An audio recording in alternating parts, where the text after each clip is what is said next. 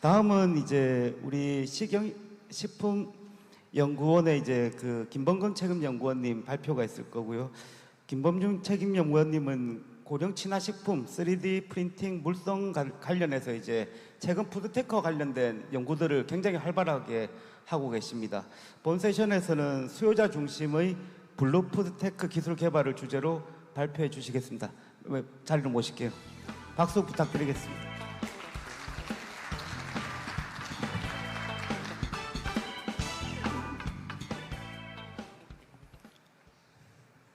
예, 반갑습니다.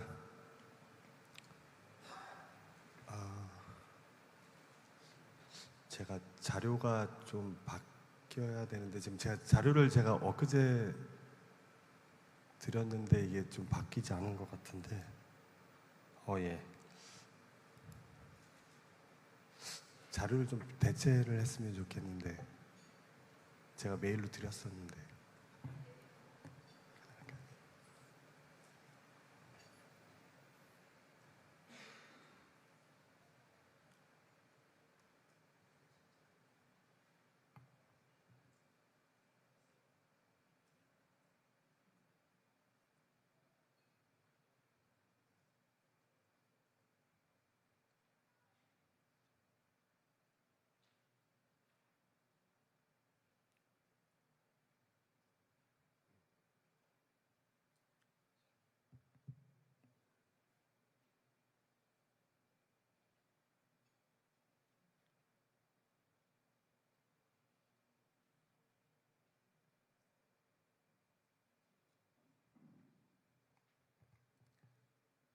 예. 반갑습니다. 방금 소개받은 한국식품연구원의 김범근이라고 합니다.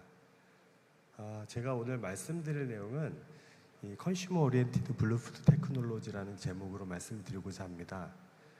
일반 그 식품 산업에 있어서의 이 아무래도 생산이나 유통, 판매는 주로 이제 공급자 위주로 진행이 되는 경우가 상당히 대법 있기 때문에 과연 우리들의 소비자 중심의 또 소비자들 중에서 특정 이런 수요 계층을 중심으로 하는 일들이 얼마나 중요한 것인지라는 여러분들이 아마 많이 인지를 하고 계실 것이기 때문에 이러한 위주로 이제 발표를 드리겠고요. 목차를 한번 보시면 제가 4가지로 구분을 일단 지었습니다. 블루푸드, 그다음에 푸드 포 엘더리, 그다음에 얼터너티브 푸드, 그다음에 결론. 그래서 2가지의 식품 가공 기술 분야에 있어서 특히 이제 고령 친화식품 분야, 또 대체 단백질 식품 분야에 있어서 이 2가지가 이 과연 앞으로의 그 블루푸드 분야에 어떠한 방향으로 나갈 것인지에 대한 발제를 중심으로 이제 내용을 구성을 하여 보았습니다. 블루푸드는 뭐 여러분들이 다 아시다시피 양식하거나 어획한 수산물로 만든 식품을 통칭을 하고 있습니다. 그래서 미국이나 EU와 같은 그 선진국에서는 이 헬디 다이어트 구성에 포함시키고 그 중요성이 매우 강조되고 있는 시점입니다. 특히 최근과 같이 이제 인구가 고령화가 되고 또 전통적인 축산업이 좀 위협을 받고 있는 그런 실정에서는 이 고령 친화식품과 고령자를 위한 식품 개발 기술과 또 대체 식품 분야 이런 분야들을 포함하고 있는 식품 가공 분야가 상당히 이 최근에 그 건강하고 또 안전한 식품 공급이 가능하고 또 그 삶의 질을 또 개선시킬 수 있다는 그런 장점을 가지고 있기 때문에 굉장히 그러한 중요성이 매우 강조되고 있는 시점입니다. 첫 번째인 이 고령 친화식품 분야에 있어서의 현황을 한번 조사해 보았습니다. 먼저 급속한 인구 고령화가 있겠는데요. 우리나라는 지금 2018년도에 고령사회에 진입을 했는데 일반적으로 아시다시피 전체 인구의 7% 이상이 되는 경우 또 14%, 20% 이상이 되는 경우 각각 고령화 사회, 고령사회, 초고령사회라고 이렇게 구분을 하고 있습니다. 그래서 우리나라는 18년도에 고령사회, 즉 이 7%가 넘어섰고요. 한 1년이나 2년 정도 지난 2025년 정도에 되면 전체 인구의 5분의 1 정도 이상이 65세 이상의 고령자가 차지하게 되는 이 초고령사회에 진입한다고 이렇게 전망이 되고 있고 특히 2050년 정도가 되면 전체 인구의 한 40% 정도가 이 고령 인구로 대체가 될 것으로 이제 전망이 되고 있습니다.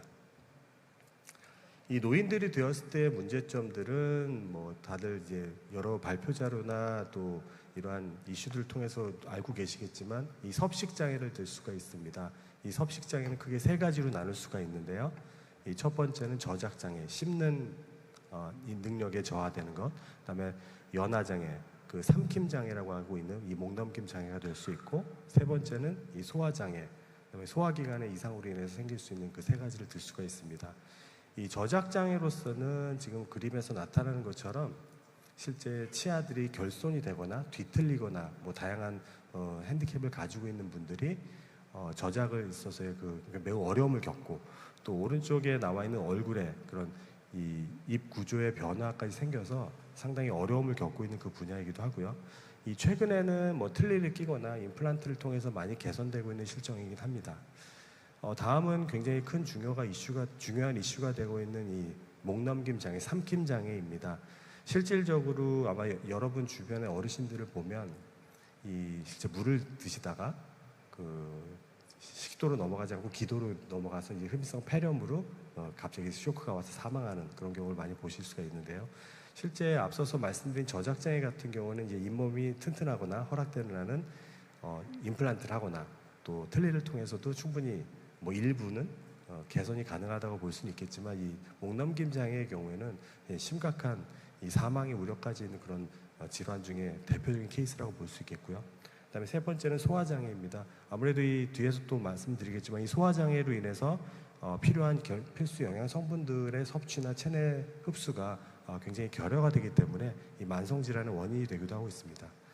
이 오른쪽에 나와 있는 그 식단표를 보시면, 식단이라고 하면 식판이라고 보시면 되겠네요. 흔히 일반인들이 먹는 식단과 중증 그 연화장애자들이 먹는 식단을 비교를 해봤습니다. 일반인들이 먹는 식단은 뭐 다들 아시다시피 그냥 일반적인 식단인데, 중증 연화장애자들은 저작이나 연화가 불편하기 때문에 일부 그 대부분의 식단들을 갈아서 이런 형태로 제공이 되고 있어서 실제 이러한 중증을 앓고 있음에도 불구하고 투병 의지가 저하되고, 또 내가 계속 이러한 식품들을 먹어야 되라는 이런 심리적인 그 불안감이 고조될 뿐만 아니라 결국은 체내 흡수가 잘 안 되기 때문에 영양 불균형이 심화되고 결국 삶의 질에 관한 문제까지 확대가 되고 있는 실정입니다. 결국 이러한 섭식 장애로 인해서 겪고 있는 것이 이 만성 질환입니다. 뭐 여러 영양학자들께서도 뭐 많은 이런 설명들을 많이 주시고 있지만 저희는 이제 자세한 설명들보다는 이 만성 질환을 앓고 있는 분포도에 대한 설명을 좀 드리고 싶은데요. 보시면 아시겠지만 60.5%가 3개 이상을 앓고 있다. 결국 10명 중에 한 6분 이상의 어르신들은 이 3개 이상의 만성 질환을 갖고 있다라고 보시면 될 것 같고, 그다음에 10명 중에 9명, 그러니까 전체 노인 중에 90%는 적어도 1개 이상의 만성 질환을 앓고 있다. 그래서 굉장히 중요한 그 건강적인 이슈가 될 수 있습니다.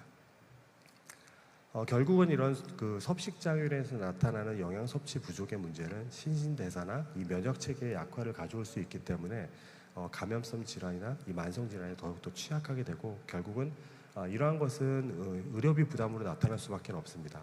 그래서 2022년도 기준, 작년 기준으로 봤을 때 한 월 평균 43만 원 정도 수준으로 노인이랑 월 평균 진료비가 지출이 되고 있다고 이렇게 통계가 나오고 있습니다.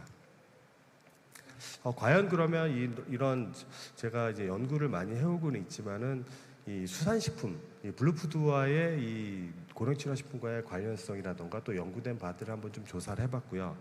이 최근에 이제 국립수산과학원에서는 이 고령자 맞춤 요리법이라고 하는 책자를 발간을 해가지고 이 수산물을 활용을 해서 이 좀 더 먹기 좋게 물성을 제어를 한다던가 또 영양 성분이나 소화율을 개선할 수 있는 그런 레시피를 이렇게 만들어서 제공을 하고 있습니다. 다음은 이 농림축산식품부에서의 내용입니다. 농림축산식품부에서는 이 고령친화 우수 지정 제도를 이제 활용을 해서 한 3년 동안 운영을 하고 있고요.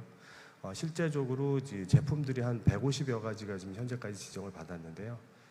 그 중에서도 여기 앞에 그림에 나와 있듯이 갈치 무조림이라던가 또 고등어 조림. 실제적으로 보면 이 생선류 같은 경우에는 노인들이 이제 딱딱하거나 이래서 못 먹는 것은 아니고 이 가시들이나 뼈 때문에 실제 섭취가 어려운 부분인데 여기에 나와 있는 그 고령치나 우수 지정을 받은 제품들은 이 뼈나 가시들을 좀 더 불편함이 없이 이렇게 제품을 섭취를 할 수 있기 때문에 그 정부에서도 이러한 제품들을 지정을 했고요. 이건 순수하게 그 수산식품만을 이제 그 원료로 사용한 것이고 일부 농축산 제품들의 이 죽이라던가 또 뭐 다른 밀 제품들의 이 수산 제품이 들어간 경우도 많이 찾아볼 수가 있습니다. 다음은 두 번째로 대체 식품 분야입니다. 흔히 이제 대체 단백질 식품이라고 얘기할 수 있는데요. 앞서 정의해서 설명한 듯이 기존의 단백질 식품을 대신해서 또 새로운 원료 또는 제조 방법을 사용해서 해당 식품과 유사한 특성 및 용도를 가지도록 구현한 식품으로 이제 정의를 하고 있고요. 그래서 여기에는 주로 대표적으로 배양식품, 또 식물성 대체 단백질, 그다음에 식용곤충 이렇게 세 가지로 나눌 수가 있겠습니다. 최근에 이러한 대체 단백질이 이슈가 된 것은 뭐 세계 인구 증가, 또 세계 인구 증가에 따라서 전통적인 축산식품에 의한 그 축산물 공급으로는 육류의 소비를 충족시킬 수가 없기 때문에 그로 인한 단백질 식품들의 이 부족 현상 이런 것들을 다루고 있습니다. 그리고 또 최근에는 뭐 럼프스킨병도 나왔겠지만 이 동물 감염병 여기 나와 있듯이 뭐 돼지 열병이라든가 조류 인플루엔자, 그다음에 구제염, 그다음에 광우병들의 이런 이슈가 많이 있었고요. 또 이런 그 안전성에 대한 이슈가 나오는 것이 실제적으로는 여기 보시다시피 이 실제로 가축을 하는 과정에서 나오는 뭐 폐수라든가 이런 문제점들도 있고 또 도축을 하는 과정에서 있는 윤리적인 문제들이 가장 큰 이슈가 되고 있습니다. 그렇기 때문에 이런 것들을 대체할 수 있는 그런 대체 식품 분야는 앞으로 이런 그 인구 증가에 따른 그 단백질 부족 현상을 극복할 수 있는 미래 식량으로서의 역할을 할 수 있을 뿐만 아니라 전통적인 축산업을 대체할 수 있는 큰 효과를 낼 수 있다 이렇게 보고 있습니다. 앞서 그 대략적인 내용들을 이제 좀 정리를 해보았지만 실제 이런 지속 가능한 식품에 대한 관심이 커지기 때문에 대체 단백질 시장은 상당히 확대될 것으로 저희들이 보고 있고요. 그래서 뭐 미국이나 유럽, 일본 등 주요국 또 우리나라에서도 현재 이제 대체 단백질 식품에 대한 정책들을 지금 마련 중에 있고 실제적으로 마련이 빠르게 진행이 되고 있습니다. 그래서 이러한 정책이나 법령이 제정되게 되면 개발 관련 R&D 연구가 충실히 될 것이고요. 시장 규모도 빠르게 확대됨에 따라서 이런 다양한 내용들에 대한 기술 개발들이 활발하게 이제 진행될 것으로 보고 있습니다. 결과적으로 이런 것들은 미래형 푸드테크 기술과 연관이 될 수 있고, 뭐 앞서 말씀드렸던 이제 전통적인 축산업을 대체할 수 있기 때문에 국내외적으로 대체 단백질 식품 시장 대응을 위해서 이 기술 경쟁력을 확보할 필요가 있습니다. 그 다음은 이제 대체 단백질 식품과 또 블루푸드와의 관계를 한번 좀 산업화 현장을 한번 좀 들여다보았습니다. 지금 우리 이제 수산물을 관련된 블루푸드 원료들을 활용을 해서도 대체 식품과도 많이 연관이 되어 있는 것을 아마 여러분들이 많이 직감하실 수 있으실 텐데요. 실제로 이 모 기업에서 그 편의점에다가 식물성 참치를 이용한 그런 HMR 제품들을 이제 실제 제공을 하고 있고, 또 미국의 오션 호거푸드 같은 경우에는 이제 토마토를 이용한 참치라던가 또 가지를 이용한 장어 이런 모사 식품들을 또 만들고 있고, 또 그 ISH 컴퍼니에서는 식물성 연어를 활용한 이제 식물성 버거를 제조를 해서 활발하게 진행을 하고 있습니다. 다음은 배양식품 분야입니다. 배양식품 분야에서는 뭐 여러분들 많이 아시다시피 셀미트라고 하는 그 기업에서 독도새우 세포를 이제 배양을 해서 이런 식으로 햄버거라던가 실제 새우 제품들을 많이 개발해서 제공을 하고 있고요. 이 시위드 같은 그 그룹에서는 해조류 기반 지지체를 실제로 이 세포 배양물에 활용을 해서 진행을 하고 있습니다. 그다음에 또 이 김양희 대표님도 오늘 나와 계시겠지만 이 HN 노바텍에서도 뭐 제가 이런 거를 다 설명을 드릴 수는 없고 앞으로 나중에 또 말씀을 해주시겠지만 해조류를 활용한 이런 대체육 개발에 많이 앞장서신 그런 것을 제가 확인을 해보았습니다. 마지막 결론을 한번 좀 말씀드리면, 실질적으로 이 블루푸드라고 하는 것이 여러분들 다 아시다시피 굉장히 큰 영양 기능성을 가지고 있고 또 탄소 배출량이 적은 그런 그 특성을 가지고 있음에도 불구하고 많은 소비자들의 그런 그 선호도라든가 이런 것들에 많이 떨어져서 그 연구 개발이 많이 안 돼 있는 건 사실입니다. 그래서 사실은 이러한 기능성이 그 발현이 된다면 이 지속 가능한 그런 식품으로서의 원료로서 굉장히 큰 역할을 할 수 있을 것이기 때문에 이러한 블루푸드를 통해서 지속 가능한 식품 공급 시스템이 구축이 가능할 것이고요. 또 이 아까도 그 수산과학원에서도 이제 그런 책자들을 발견하고 또 수산물이나 수산 그 가공식품에 대한 어떤 DB들 이런 구축 연구를 많이 제공을 하고 있다고 제가 들었기 때문에 이 수요자들을 위해서 또 맞춤형 정보 제공에 확대하는 그런 부분들도 상당히 많은 노력이 필요할 것이고요. 결과적으로 이제 계속적으로 알고 있겠지만 영양학적 가치를 또 조금 더 증명하고 또 이런 그 수산물들을 또 발굴할 수 있는 그런 또 그리고 기능의 고도화를 위한 다양한 연구 지원이 필요할 것이다 이렇게 생각을 하고 있습니다. 결과적으로는 이제 소비자들도 이런 블루푸드의 영양 건강에 대한 이런 인지도 개선을 위한 노력들이 많이 필요할 것이다 이렇게 보고 있습니다. 예, 이상 발표를 마치겠습니다. 고맙습니다.